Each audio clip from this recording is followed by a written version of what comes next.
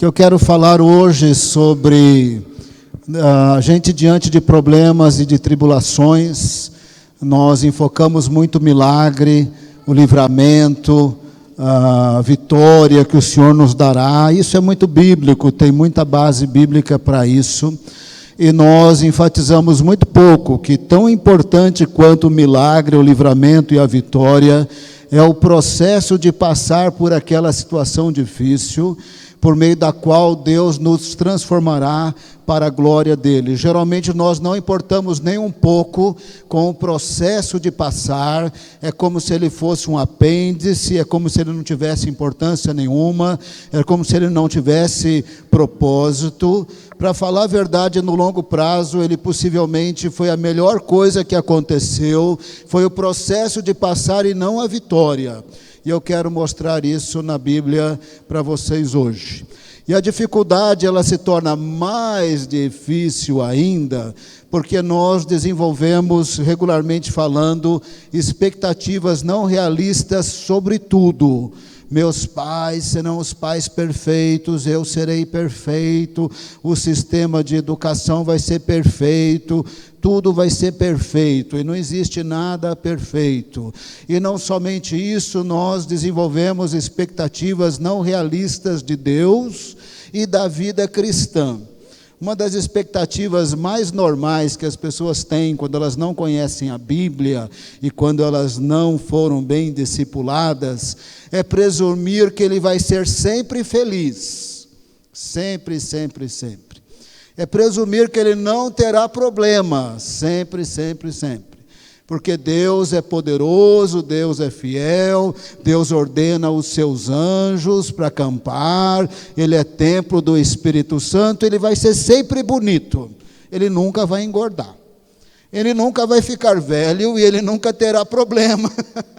Então Ele vai desenvolvendo expectativas não realistas e na hora que a coisa aperta, então ele passa a ter, além da luta que é terrível, ele passa a brigar com Deus. Afinal de contas, Deus não está fazendo segundo as suas expectativas, ele passa a brigar com Deus. Mas não é isso que a Bíblia diz. A Bíblia diz que nós teremos dificuldades. Se você quiser ser enganado, tem igreja aí no Brasil que só fala que você vai ter a vitória, vai lá. Mas aí você vai descobrir que não é verdade. A teologia da prosperidade falou para as pessoas que elas iam sempre enriquecer, sempre ter cura, sempre vitória. E quantos desviados no Brasil, decepcionados com o sermão que ouviram, decepcionados com a igreja que foram, porque prometeram coisas que não estão na Bíblia. Se você abrir a sua Bíblia em Hebreus 12, porque a Bíblia é a Bíblia da verdade, não é a Bíblia da enganação.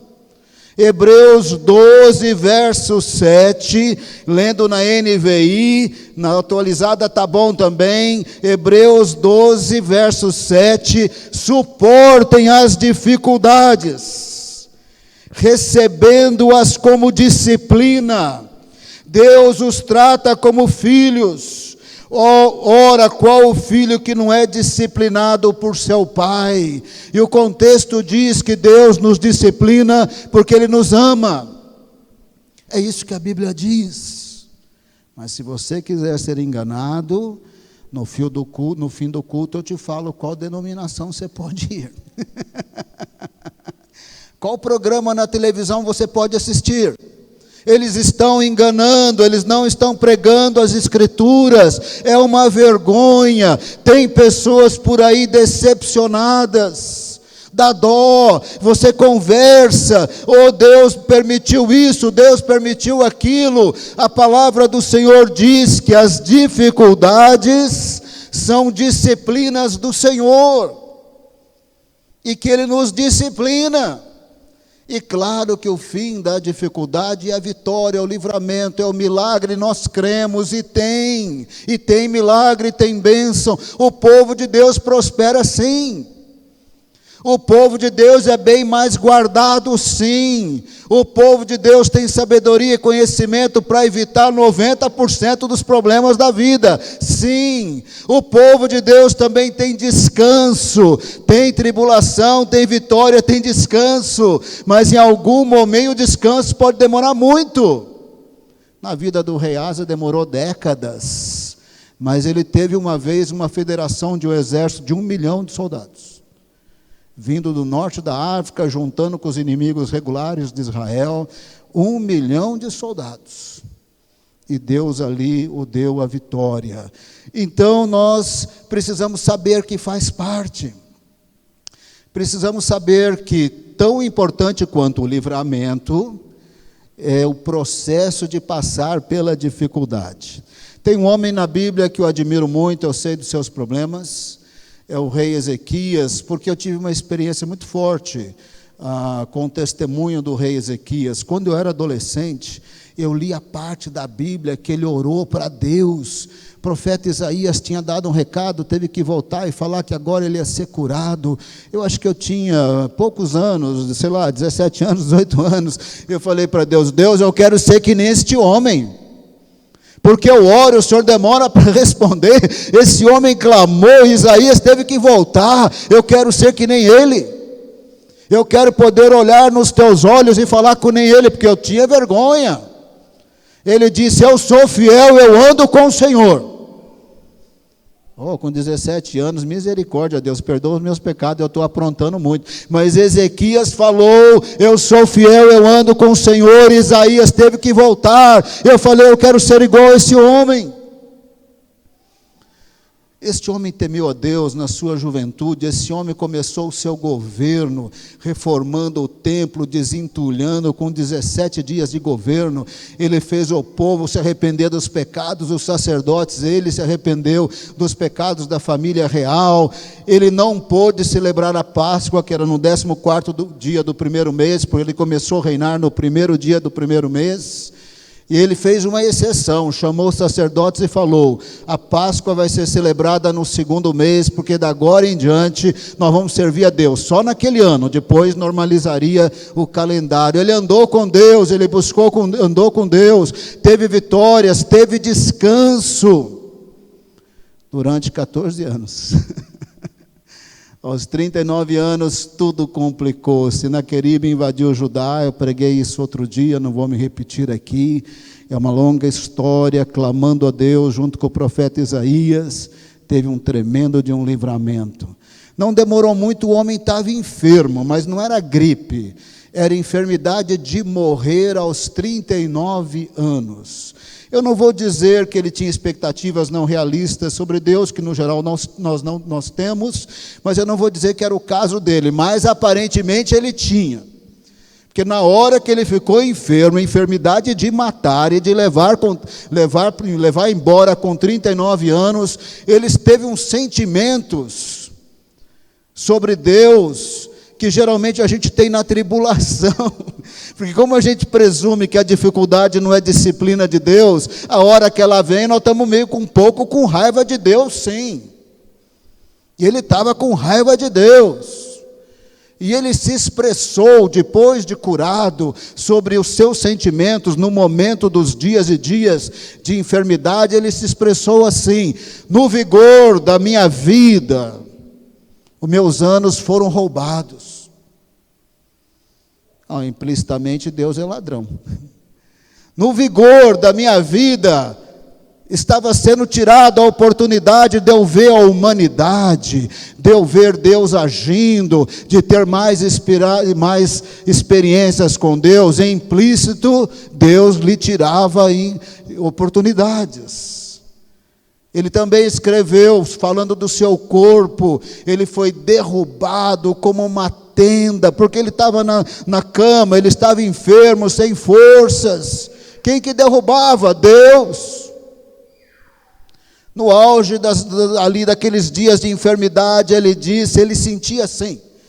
Lembrando que ele escreveu, era uma poesia, era um salmo, tem figura de linguagem que não faz sentido na nossa cultura. Ele falou sobre a sua vida como um novelo na mão de um tecelão, e aquele fio longo representava toda a sua vida, mas o tecelão, Deus resolveu que ia cortar com 39 anos, e assim Deus acabava com ele. Esse era o sentimento: Deus me rouba, Deus me tira oportunidades, Deus me derruba da cama, Deus acaba comigo. Figuras de linguagem muito fortes. Deus, como leão, vai me despedaçando. A gente, para comer carne, tem que usar faca e garfo. O leão dá uma mordida assim, arranca pedaço, e ele tem força na mandíbula para arrancar pedaço e com nervo e tudo. E ele tem força para desconjuntar os ossos. E assim Ezequias sentia que, como um leão, Deus o devorava, o desconjuntava. E ele disse: ele está acabando comigo, ele acaba comigo. Tribulação é assim, irmão, porque fora o problemão, a gente ainda começa a encrencar com Deus, porque nós não conhecemos as Escrituras. Vivemos naquela expectativa: não vai ter luta, não vai ter problema. A dificuldade, a disciplina de Deus, Ele vai trabalhar nas nossas vidas. Ele vai atuar ali para que a gente mude, para a honra e glória do nome dEle. E assim Ezequias, com esses sentimentos, num dado momento ele grita. E como era uma poesia que ele escreveu, ele usa linguagens que não fazem, figuras que não fazem sentido, como uma pomba gemendo, como um andurião, uma andorinha gritando. No Brasil seria maritaca, né? Eu gritei que nem uma maritaca. Misericórdia, vê a minha aflição. Mas como Deus usa dificuldades para disciplina, aparentemente só piorou. Eu tenho medo só de pensar, eu não gostaria de ter passado pelo que ele passou. Ele gritou, e lá veio o profeta Isaías. Irmãos, eu teria medo de olhar para Isaías. Eu teria medo de olhar nos seus olhos. Ele é um homem de Deus. Profetizou no total 61 anos. 16 anos de Jotão, 16 de Acás, 29 de Ezequias, e aí deu 61, mais alguns dias de Manassés que nós não sabemos. Morreu lá, beirando os 90 anos, possivelmente. Só o período que nós sabemos, 61 anos. Pregou assim sobre a vinda de Jesus e o reino de Deus como poucos. É o profeta mais citado no Novo Testamento.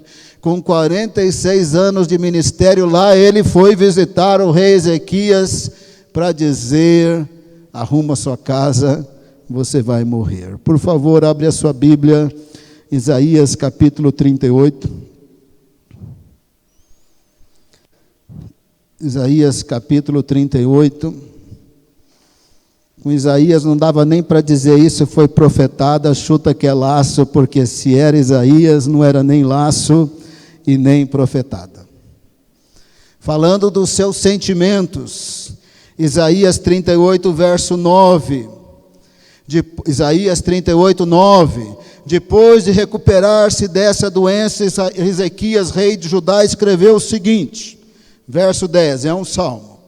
Eu disse no vigor da minha vida, tenho que passar pelas portas da sepultura e ser roubado do restante dos meus anos. Implícito, Deus é ladrão. Verso 11, eu disse, não tornarei a ver o Senhor na terra dos viventes, não olharei mais para a humanidade, nem estarei mais com os que agora habitam neste mundo. Implícito, Deus lhe tirava oportunidades. Verso 12, a minha casa foi derrubada e tirada de mim como se fosse uma tenda, é o seu corpo na cama, desfalecido, derrubado. Ele, referindo-se a Deus, me cortou como um pedaço de tecido, dia e noite foi acabando comigo. Na atualizada, ele está dando cabo de mim. Verso 13, esperei pacientemente até o alvorecer, mas como um leão ele me quebrou, ele quebrou todos os meus ossos. Dia e noite foi acabando comigo. Tribulação é assim, irmão, já está difícil, e a gente resolve encrencar com Deus. Já está difícil e piora, porque na nossa falta de conhecimento, a gente transfere sentimentos negativos para Deus e tiramos conclusões que não tem nada a ver. E o verso 14, ele gritou, gritei. E aí está a figura de linguagem lá no salmo, poético, bonito, mas que em português não faz muito sentido. Gritei como andurião, na atualizada, como andorinha, como um tordo, gemi como uma pomba chorosa, olhando para os céus, enfraqueceram os meus olhos, ele estava bem enfermo, e ele, na fraqueza da sua doença, ainda assim ele gritou, ele disse, estou aflito, ó Senhor, vem em meu auxílio. Aí vem Isaías. Seria melhor, né, se tivesse sido aquele profeta que sempre erra. Seria melhor se fosse profetada. Seria melhor se eu pudesse dizer, chuta que é laço, mas era Isaías com 46 anos de ministério. Era Isaías amigo de Ezequias, eles moravam em Jerusalém. Eles oraram juntos várias vezes, inclusive nos dias que Senaqueribe invadiu o reino de Judá. Isaías verso 1, Isaías 31, verso 1, diz que Ezequias estava enfermo à beira da morte. O profeta Isaías, filho de Amós, foi visitá-lo e falou assim, assim diz o Senhor. Estava gritando, misericórdia, Deus, leão, para de me comer. E lá vai Isaías e diz, assim diz o Senhor, põe a casa em ordem, porque você vai morrer, você não se recuperará. Eu acho que isso foi terrível, porque eles eram amigos. Isaías era muito respeitado, e você esperaria diferente de Isaías. Você esperaria que o pastor fosse te visitar no leito da enfermidade, e falasse com você com amor, e orasse. Vamos crer, irmãos, você sabe até que a pessoa parece que está para morrer mesmo, mas o pastor fala, Senhor, misericórdia, vamos crer, vamos crer. Mas Isaías fala, pode se preparar, você vai morrer, tchau e bênção. Virou as costas e foi embora. Nada de visitinha pastoral das melhorzinhas, foi nada de visitinha, entregou a mensagem, Ezequias, se arruma aí, você vai morrer. Eu penso que Isaías sabia um pouco mais da situação, mas era o mínimo que ele podia fazer naquele momento. Cumprir a palavra de Deus, entregar a palavra, você vai morrer. Só complicou, não é? Porque o profeta ou o pastor não ajudou nada, entregou a palavra e sumiu. Era o que Ezequias precisava, ou que Deus precisava permitir para terminar de quebrar com Ezequias. Ezequias quebrou. Ezequias, aí no capítulo 38, verso 3, termina assim, Ezequias chorou amargamente. Não só Deus estava acabando com ele, Isaías também não fez questão nenhuma nem de ficar com ele.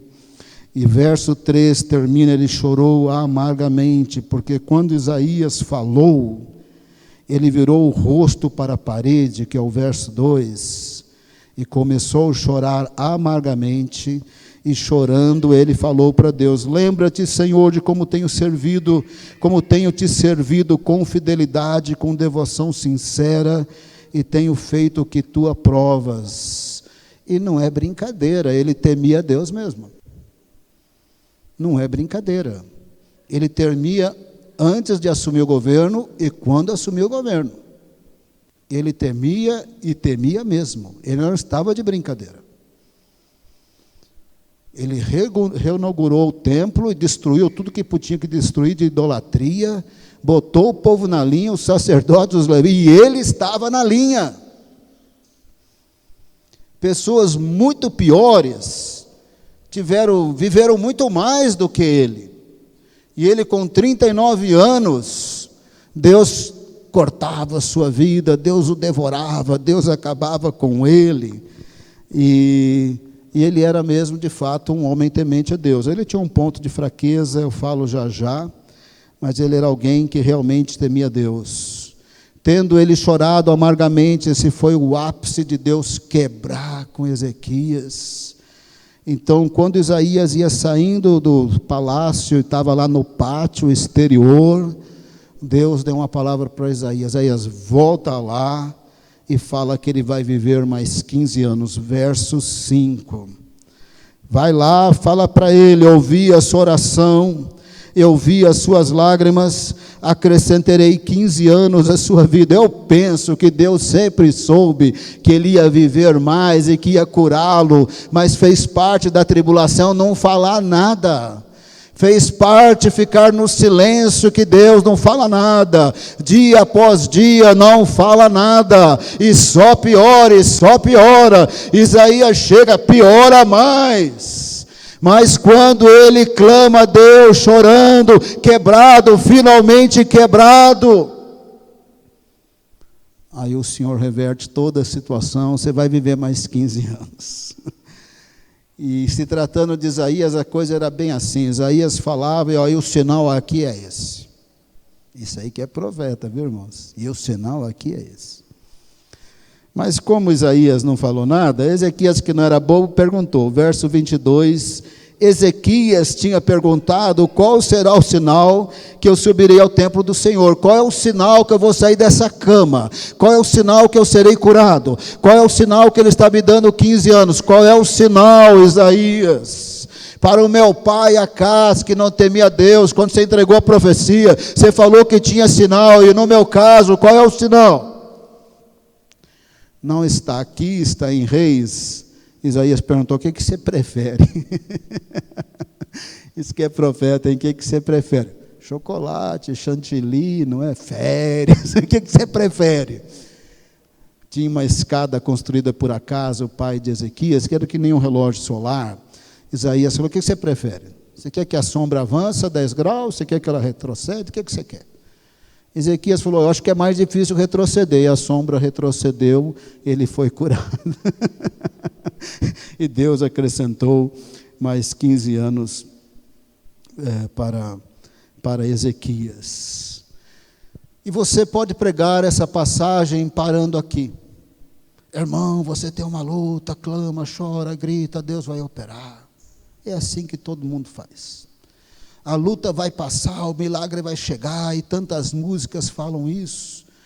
E como a gente quer ler, né, essas publicações na internet: a vitória é tua, irmão, aguenta firme. E como a gente quer ouvir esses louvores, e são bons, porque Deus opera e faz milagres, acabei de ler. Mas geralmente a gente para aí. Mas eu comecei dizendo que mais importante que a vitória, igualmente quanto, é o processo de passar pela dificuldade como disciplina de Deus, com as correções que só Ele sabe que eu e você precisamos. Ezequias tinha um probleminha com orgulho. Depois de 14 anos de bênçãos, se Deus não dá uma rochada no servo dele ali, ele ia se arrebentar. Então Deus mandou Senaqueribe para cima dele, Deus mandou enfermidade para cima dele. Ele percebeu a sua fragilidade, o quanto que ele precisava de Deus. Ele percebeu que autossuficiência e independência não seria bom. Ele se humilhou, ele chorou, ele gritou, Deus trabalhou, aí veio a vitória. Mas ainda no seu Salmo, verso 15, você vai ver a grande transformação que Deus fez. É muita transformação. Para quem achava que Deus estava acabando com ele, transformou demais. Verso 15 diz: mas que posso dizer? Ele falou comigo, ele mesmo fez isso. Oh, claro que ele primeiro me assustou com Isaías, mas ele está fazendo a referência à segunda palavra de Isaías. Ele falou comigo, ele mesmo fez isso, e a conclusão aqui é essa, a transformação de vida é essa, a transformação interior é essa: andarei humildemente toda a minha vida, por causa dessa aflição da minha alma. Eu vou ser humilde, ele me quebrou.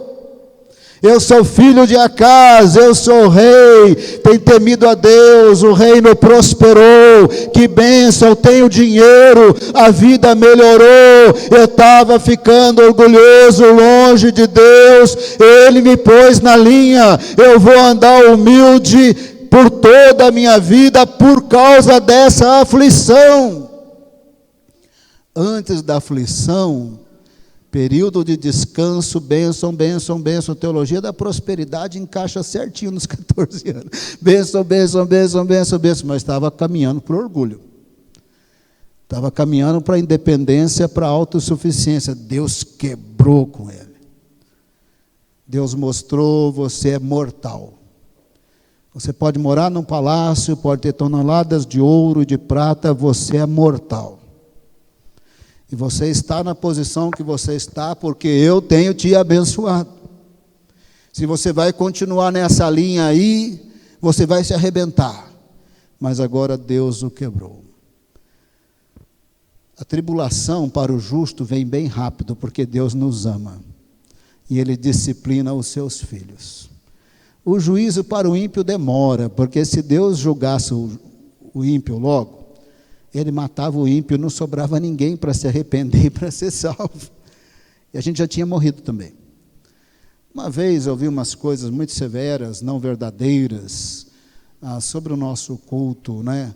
Um dos nossos cultos, eu estou sendo aqui discreto, a pessoa foi muito severa com as palavras, eu conhecendo os pastores, a vida de oração e tudo mais. Naquele dia eu pensei assim: Deus vai matar essa pessoa, porque foi grave demais. Eu pensei comigo assim: Deus vai matar, e vai ser em 2 meses. Não sei porque eu pensei, mas eu falei: essa pessoa não dura muito, não pode ser. Deu uns 3 meses, eu lembrei daquele negócio, eu lembrei disso daí. Falei: Senhor, eu pensei que o Senhor fosse matar aquela pessoa. Sabe quando vem aquela impressão forte no coração? Se eu tivesse matado aquela pessoa, eu já teria matado você também.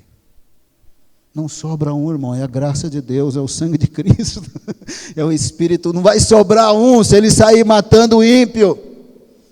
Ele demora, ele dá oportunidades de arrependimento. Deve ter uma mãe orando, deve ter alguém orando. Deus quer salvá-lo, não é tão rápido assim não. Eu sigo no Facebook o jornal New York Times, e eu escolhi receber lá no meu Facebook as notícias de religião. E volta e meia o New York Times publica um testemunho de um jihadista que se encontrou com Deus, com Jesus, no mundo ocidental. Mas ontem, em especial, chamou muito a atenção, porque a matéria era sobre um jihadista que se converteu, está servindo o Senhor em Istambul, na Turquia, que é diferente de se converter no mundo ocidental. Porque às vezes eles fingem umas conversões para ter cidadania, mas na Turquia não está fingindo para nada não, se converteu mesmo. E ele falando das maldades que ele fazia no Estado Islâmico, tem umas que eu não posso nem contar para você, é horrível, é terrível demais. E quando eu leio aquela matéria, eu falo: meu Deus, por que o Senhor não matou esse homem? Por que o Senhor não mata essa raça, essa turma? Eu só pensei, eu não perguntei, senão ele falaria de novo: eu já te falei, eu já teria matado você também. Deus não julga o ímpio rápido, senão não salva ninguém do Estado Islâmico, não salva ninguém que foi corrupto, abusador, violento, estuprador, ladrão, não salva ninguém. Mas com o justo ele é rapidinho, para permitir a dificuldade, para nos santificar, para nos mudar, e para o justo falar assim: eu estava no caminho da destruição, mas Ele me fez humilde. Agora eu sei que eu sou reizinho, mas eu sou fraquinho, eu sou mortal, tudo vem de Deus, glória para Deus. E como Ezequias mudou. Verso 17. Ia chamando Deus de leão, Deus de tecelão, Deus que vem roubando, Deus que vem tirando, Deus que vem cortando, isso na hora da enfermidade. Mas no verso 17 ele fala: foi para o meu benefício que eu tanto sofri. Mas mudou, hein? Em teu amor, agora Deus é Deus de amor, em teu amor me guardaste da cova da destruição, lançaste para trás de ti todos os meus pecados. Mudou. Deus era ladrão, Deus tirava oportunidades, Deus é o tecelão, Deus é o leão que está acabando comigo. Agora Deus é Deus de amor, Ele me guardou na cova da destruição, Ele me deixou lá, mas foi por amor, eu me arrependi, Ele lançou para trás dele todos os meus pecados, e eu me arrependi, fiquei mais santo, mais humilde. O que é mais importante? Ser curado e voltar para o pecado, ou ser curado para temer a Deus, para a glória de Deus? Ser curado para temer a Deus e a glória de Deus. E às vezes nem é tão importante ser curado assim, porque Deus deixou um espinho na carne de Paulo para ele não ser orgulhoso.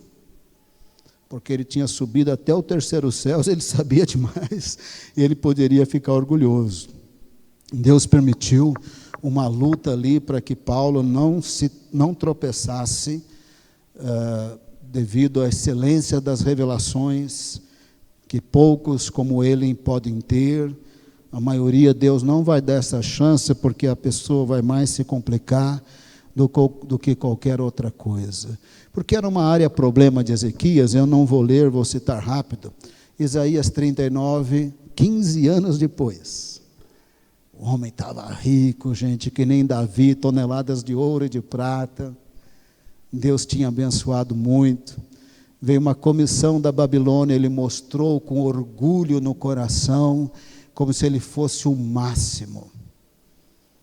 Isaías agora com 61 anos de ministério, e talvez 80 anos, 85 anos de idade, voltou lá.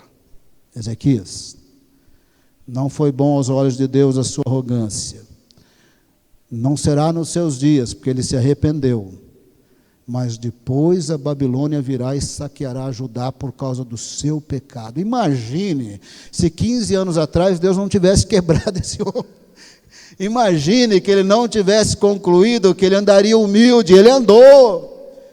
Imagine que ele vivesse 16 ou 17 anos, quando Deus falou: é só mais 15, para você não fazer mais bobagem do que você vai fazer antes de morrer, é só mais 15. E a área de fraqueza de Ezequias voltou à tona, ele levou um puxão de orelha de Isaías, quando Isaías tinha uns 80 anos de idade. Só de ver Isaías, irmão, eu olhava para baixo, para ver se eu não caía lá para trás, só de glória de Deus pelo brilho dos olhos. Lá voltou Isaías para falar para Ezequias que ele estava com seu probleminha de volta. Ele se arrependeu em torno dos 15º ano, morreu. Deus não deu mais chance nem dele ser bênção, nem dele ser maldição, nem dele prosperar, nem dele cair. Deus o levou depois de 15 anos que havia acrescentado, anos de vida, aos 54 anos de idade. Me parece que Deus o levou com 54 anos de idade como um ato de misericórdia, para que o seu servo Ezequias, que ele tanto amava, não viesse se enrolar de novo.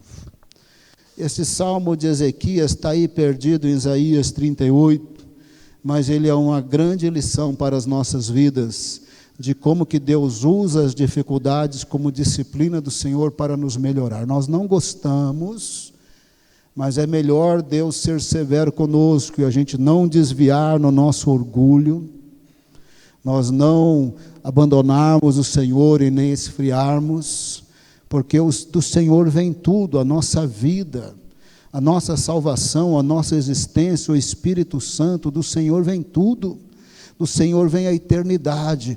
O Senhor é tudo o que nós podemos ter na existência, agora e eterna.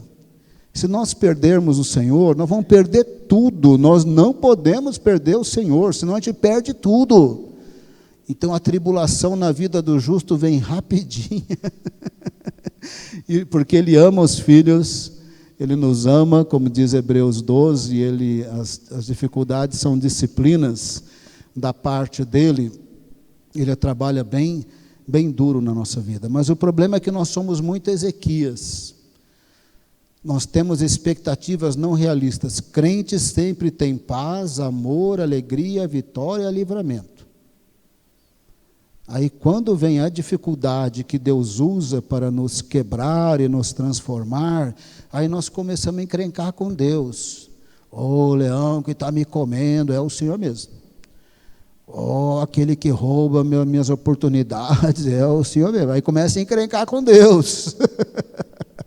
Mas depois que Deus opera, aí vira o Ezequias: em teu amor me guardou na cova da sepultura, só me deixou lá, até quebrar, até trabalhar comigo, até me mudar, até me transformar. Como eu disse, tem sermão melhor, eu vou te dar o endereço da igreja, vem aqui, vamos falar tudo belezinha para você. Mas quando chegar a enfermidade, começa a xingar Deus, xinga o pregador daquela igreja lá. Quando começar a luta, não xinga Deus e sua palavra, porque Ele é transparente nas Escrituras. Vai encrencar com quem te enganou. Mas o Senhor é um ato de misericórdia quando Ele permite certas lutas, para que você possa ser mudado e transformado. Nós temos aqui na igreja, vou tentar falar sem chamar atenção, alguém que veio de um outro país, passando muitas perseguições. Vale da Bênção tem recebido alguns imigrantes. Se você fosse ouvir as histórias desses irmãos, as histórias são muito tristes. Mas o Senhor os agraciou para morarem aqui conosco e vai ser bênção, mas eles já passaram muita luta. E você também deve ter passado luta, e você mesmo agora deve estar passando luta, não é? Com esse desemprego no Brasil, ainda a situação política federal tão instável, e essa luta pela coisa certa do judiciário, mas todo o poder político de aprovar ou não qualquer coisa lá no Congresso e Senado. Então está muito tenso, né? Porque se o judiciário anda com a coisa, mas também eles podem aprovar outras leis e pedirem outras coisas, está tudo muito tenso, né? Em algum momento eles vão ter que achar um acordo para dar dias mais calmos para o nosso Brasil. A situação não está muito fácil no Brasil, do ponto de vista de conflito de poderes, do ponto de vista de crise econômica, do ponto de vista de desemprego. A situação está muito difícil, mas eu não sei se você, no meio da luta, não conhecendo bem as coisas, as Escrituras, se começou a dar uma encrencada aí com Deus. Não vou pedir para você levantar a mão, mas geralmente é o que nós fazemos. Só que Ezequias, ele foi sincero. Depois que Deus curou, ele escreveu um salmo bem sincero. Eu estava assim, eu estava desse jeito. Depois ele me tornou humilde, depois eu percebi que foi por amor, porque Ele me quebrou de tal maneira que eu me arrependi dos meus pecados, Ele me perdoou. E ele teve mais 15 anos no geral bom, e o problema dele era orgulho. Ele foi criar problema lá, cair de novo na sua área de fraqueza, perto de sua morte, mas a tribulação da enfermidade o fez humilde, o servo de Deus que ele foi. E a inspiração que é Ezequias para nós, mesmo a sua fraqueza, é uma fraqueza comum nossa, não é? Se a gente não vigia, a gente fica orgulhoso mesmo, né? Nós achamos que a gente é a última bolacha do pacote, não é verdade? Deus ama todo mundo, mas a gente acha que Ele nos ama mais do que todo mundo. Não é verdade? A gente sempre acha que a gente é melhor do que os outros e Deus deve nos amar. Não é nada disso. O Senhor ama o mundo. O Senhor ama o pecador. E Deus quer mudar. E Deus quer salvar. Eu quero convidar o Nai para voltar aqui. Vamos cantar de novo? Vamos ficar em pé. Nós vamos cantar para Deus. Nós vamos cantar assim como uma oração. Nós não vamos cantar mecanicamente. Nós vamos falar para Deus as palavras dessa canção. E depois eu quero orar mais ainda, tá bom? Mas vamos primeiro cantar como uma oração ao Senhor. Canta como oração ao Senhor. Então não olha para o lado. Se você conhecer a letra, fecha os olhos. Se precisar olhar a letra, olha a letra. Mas canta para o Senhor, não canta como um ato religioso.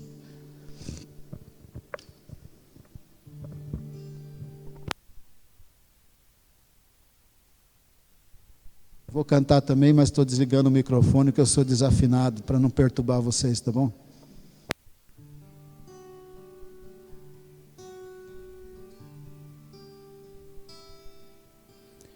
Renova-me, Senhor Jesus.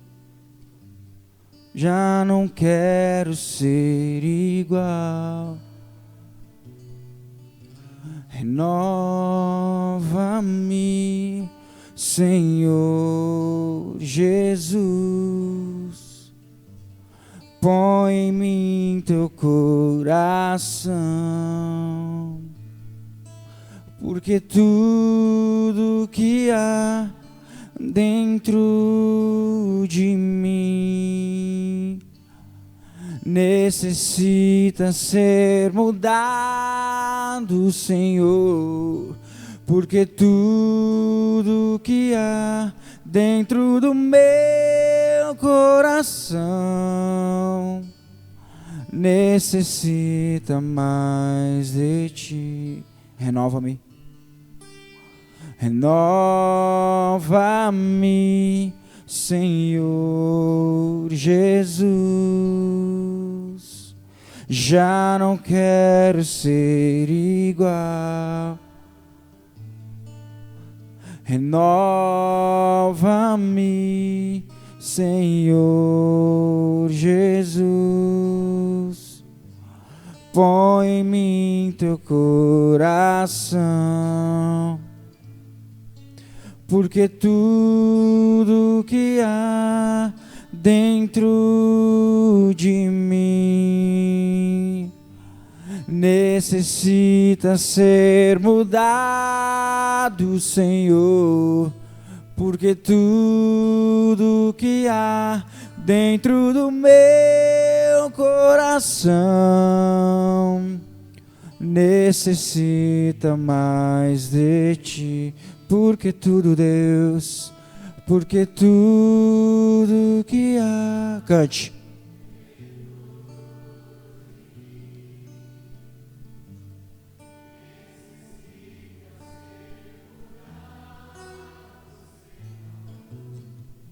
Tudo que há dentro do meu coração necessita mais de ti. Eu quero orar, mas mantenha o seu olho fechado. Eu quero pedir para vocês orarem também. Quando eu estiver orando, ore a meia voz. Deus gosta de transparência, Deus gosta de sinceridade. Não tem problema nenhum você falar que ele era que nem um leão te destruindo. Pelo menos você falou para Deus. Você não fingiu santidade, não fingiu maturidade. É importante você expressar os seus sentimentos para Deus, diante das lutas, diante das dificuldades. Nesse momento tem muitos irmãos passando apertado, a crise tem pegado. Irmãos que têm casas para alugar, têm casas desalugadas, empresas que alugam imóveis, galpões, eles estão desalugados. irmãos que prestam serviço da construção civil ou outro tipo de serviço, nem sempre eles estão com emprego assim. Eu estou falando de pessoas que eu conheço, e não estou falando retoricamente, de pessoas que estão vendendo menos, que estão recebendo menos, fazendo menos prestação de serviço, pessoas precisando de trabalho, precisando de emprego, não sabendo exatamente como é que vai pagar as contas, apertando para todos os lados, aperta também para os nossos irmãos, apertando para os nossos irmãos, também aperta para a igreja, porque eles contribuem menos, de tal maneira todos estão mais apertados nos dias de hoje. São tribulações, elas pioram quando a gente não entende que as dificuldades são disciplina de Deus, para nos santificar, para nos mudar, para nos renovar. Piora quando eu começo a encrencar com meu Pai Celestial, que é um Deus de amor. Piora. Apesar da transparência de Ezequias e das suas lutas todas, tem uma coisa de bom nesse Ezequias. Na hora da luta ele gritou: Senhor, olha para a minha aflição. Ainda que Deus enviou Isaías para dar uma piorada, depois Deus enviou Isaías para dizer, então vai melhorar. Ele gritou, até com sentimentos tão negativos, ele gritou, ele disse, misericórdia, olha para a minha aflição. Ele tinha um problema de ficar orgulhoso, mas é verdade que em termos gerais, ele temia Deus e andava com Deus, e ele podia falar, eu sou fiel, eu tenho devoção sincera, eu não sou religioso, eu não sou hipócrita que não está andando com o Senhor. E ele gritou, olha para a minha aflição. Nesta noite, o Senhor quer ouvir a sua oração. Você pode falar, olha para a minha aflição, olha para a minha luta, olha para as calúnias, e Senhor, me ajuda a perceber a área problema da minha vida, para eu não perder o temor ao Senhor, o respeito ao Senhor, a fome da Tua presença, da Tua palavra. As tribulações, elas, quando nós não compreendemos, elas pioram porque nós brigamos com Deus, e não só isso, nós perdemos as forças. A gente não consegue dormir direito, a gente acorda 4, 5 da manhã, a gente vive cansado porque não dormimos direito e nós perdemos as forças.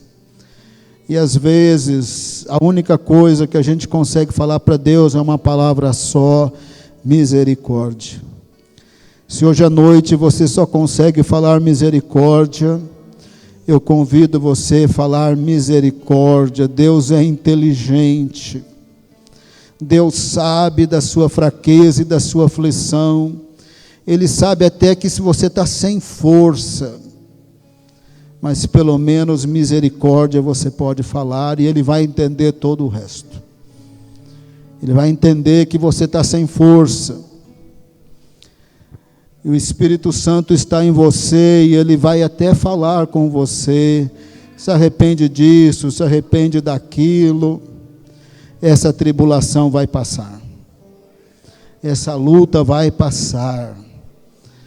Então eu não quero só orar como se eu fosse super espiritual, eu queria que você orasse também, porque você tem uma lição que a gente tem que aprender com os salmistas e com Ezequias, é que eles clamavam a Deus na tribulação, que eles também resmungavam. É só você ler os salmos, eles resmungavam sim, que eles falavam que não estavam entendendo nada, eles falavam sim, que eles expressavam sentimentos até negativos, eles expressavam sim, Mas no meio da luta, sem entender nada, encrencando com Deus, eles também falavam: misericórdia, olha para a minha aflição. Depois eles tinham discernimento suficiente para processar toda coisa e perceber como Deus havia trabalhado na situação. Talvez não na situação, mas depois. Não sei se você está entendendo o que Deus está fazendo na situação de aperto atual, mas Ele está fazendo. Mas você precisa pelo menos falar misericórdia. Como Ezequias fala, gritar. Talvez a figura de linguagem não fez sentido nenhum para você. Eu gritei que nem um andurião, que nem uma andorinha. Sabe o que faz sentido para você? Eu gritei que nem uma maritaca. Grita que nem maritaca, abre o seu coração, fala com Deus. Fala com Deus, Ele quer ouvir a sua voz. Ele quer te dar experiências tão profundas com Ele. Ele quer te usar para a glória dEle. Ele quer te dar ousadia, fé, mas de um jeito que você não vai nem se reconhecer, porque você vai sair forte do aperto, você vai sair forte para ser usado para a glória de Deus. Ezequias saiu melhor, possivelmente por 14 anos, e no finalzinho, ele precisou ter um puxão de orelha de Isaías. Mas ele temia Deus, era só dar um puxão de orelha que ele se arrependia na hora. Ele não era casa, ele não era teimoso. Bastava Deus dar uma exortada, ele se arrependia. Nesta noite, Deus está ciente do fardo que você está carregando, e da luta, e da dificuldade, e do aperto, e da tristeza, e do desânimo. Ele está ciente. Ele quer ouvir a sua voz: misericórdia. Em algum momento, em algum lugar, grita. Talvez na igreja não, você vai morrer de vergonha. Já não te acham muito normal, e se você gritar aqui, aí que vão achar que você está doido mesmo. Em algum momento, você ora e grita: Senhor, olha para a minha aflição, misericórdia. O Senhor pode até enviar um Isaías para dar notícia ruim, mas não me ignora mais, misericórdia. Foi assim que Ezequias teve experiência profunda com Deus, escreveu um salmo tão significativo, que não está no livro dos Salmos, mas que você deveria saber que ele existe aí na Bíblia. Enquanto eu estiver orando, você ora também. Ora a meia voz, todo mundo, vamos orando. Pai amado, clamamos a misericórdia do Senhor. O que nós vamos falar que o Senhor não sabe? Que pecado é esse que está em nós, que o Senhor não sondou e não viu? Que área é essa da vida que não está certa, que o Senhor quer mudar com a tribulação, com a dificuldade? Que área é essa que o Senhor está sabendo? Que área é essa que o Senhor quer mudar? Que área é essa que eu não enxerguei? Que área é essa que eu não me arrependi?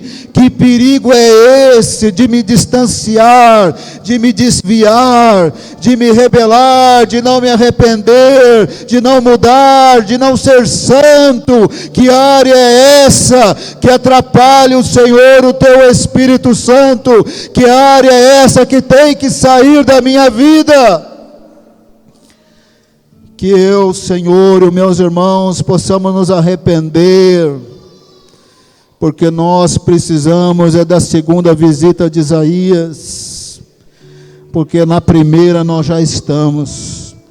Nós precisamos da segunda visita de Isaías, nós precisamos da resposta, nós precisamos da bênção, nós precisamos do livramento, nós precisamos do maná que desce do céu na vida dos nossos irmãos, que têm que alugar casas, alugar galpões, que precisam ser chamados para trabalho, que os clientes precisam voltar, que os parentes precisam ser tocados pelo Teu Espírito Santo. Oh, que a vida de oração precisa ser mudada e transformada, que a leitura bíblica seja como fogo nas nossas mãos, que o sono seja abençoado. Pai amado, nós não queremos ouvir que nossos irmãos não estão dormindo. Misericórdia, Senhor, abençoa o sono do Teu povo. Eles têm que levantar renovados, com força, com criatividade, com disposição, com ousadia, com fé, com discernimento, protegidos pela presença do Senhor, protegidos pelos Teus anjos, protegidos pelo Espírito Santo, como uma muralha de fogo, protegidos pelo Senhor. Abençoa os seus lares, Senhor amado, as suas casas. Oh, Pai amado, vai ali nesses lares, para glorificar o Teu nome. O que nós queremos é que o Senhor seja glorificado pelas nossas vidas. Nos santifica para glorificar o Teu nome por meio de nossas vidas.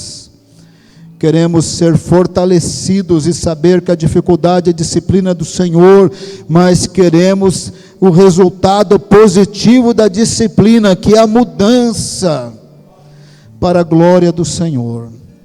Pai amado, nós cremos que esse clamor do Teu povo subiu à Tua presença, e nós vamos ouvir os testemunhos das curas, dos milagres, dos livramentos, mas principalmente da transformação. Depois dessa aflição, eu vou andar humilde diante dEle.